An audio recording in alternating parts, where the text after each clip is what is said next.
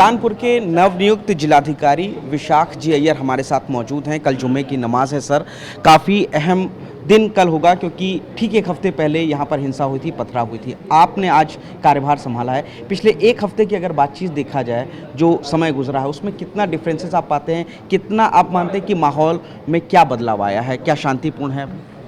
देखिए, जो लगातार पिछले कई दिनों से शहर का जो एक नॉर्मलसी रिस्टोर करने के लिए हमारी जो पूरे टीम के द्वारा लगातार प्रयास किया जा रहा है। पुलिस प्रशासन की टीम और मैजिस्ट्रेसी के द्वारा संयुक्त रूप में क्षेत्र में भ्रमण करके और संवेदनशील स्थानों पर उपस्थित रह करके उनके द्वारा एक शांति व्यवस्था को कायम करने के लिए लगातार प्रयास किया जा रहा है। और निश्चित रूप में उम्मीद है कि शहर का नॉर्मलसी काफ़ी हद तक तो रिस्टोर हो गया है और वो शांति व्यवस्था कायम रहेगी। कल जुम्मे की नमाज भी अदा की जाएगी, पुलिस काफ़ी सतर्क रहेगी। ऐसे में क्या खास कदम उठाए जा रहे हैं ताकि किसी भी तरीके की कोई अप्रिय घटना दोबारा ना हो?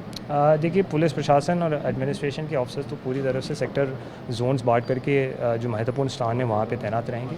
और सबसे जो इम्पोर्टेंट बात है संवाद, वो भी लगातार सब लोगों से किया जा रहा है ताकि किसी प्रकार का अप्रिय घटना ना हो। सर, पीएफआई का भी नाम सामने आया है और फंडिंग की बात है, विदेशी फंडिंग से जफर हयात हाशमी के अकाउंट में करोड़ों रुपए आए थे।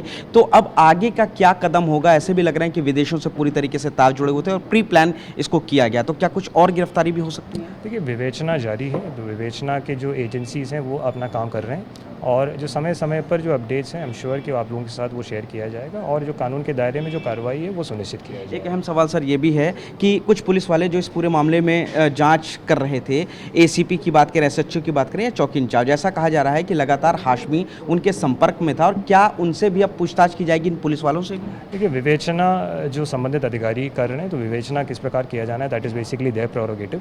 तो मेरे ख्याल से तो वो अपना काम जो उनके पास जो उपलब्ध साक्ष्य सबूत हैं उसके आधार पर कर रहे हैं एंड डेफिनेटली जो भी कानून के दायरे में कार्रवाई होनी है दैट विल बी एंश्योर्ड। कल के लिए कितना चुनौतीपूर्ण होगा, खासतौर से कल और आने वाले दिन की भी बात करें? देखिए, कानपुर उद्योग नगरी है और यहाँ के जो एक शांतिपूर्ण वातावरण में कमर्शियल एस्टैब्लिशमेंट्स, इन्वेस्टमेंट, सबको स्टेबिलिटी सुनिश्चित करना है ताकि वो उसमें प्रगति हो और निवेश आगे बढ़े।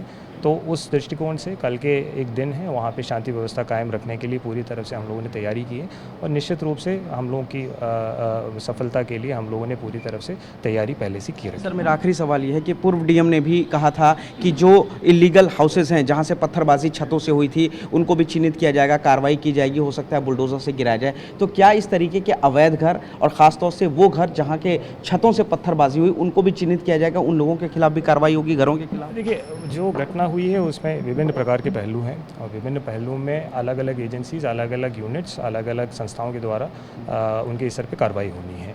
तो जो डेवलपमेंट्स होगा तो आपको उसके संबंध में समयबद्ध रूप में जानकारी प्रदान की जाएगी एंड जो जितने भी पहलू हैं, जितने भी उसमें बिंदु सम्मिलित हैं, उसके बारे में जांच करके एक लीगल एम्बिट में जितनी भी कार्रवाई संभव है उसको टेकअप किया जाएगा। जाहिर तौर पर तो जिलाधिकारी विशाख जी अय्यर का साफ तौर पर कहना है कि पूरी तरीके से कानपुर प्रशासन कोशिश कर रहा है कि किसी भी तरीके की कोई अप्रिय घटना ना हो, और इसके लिए तमाम जो ज़रूरी कदम हैं उनको प्रशासन उठा रहा है।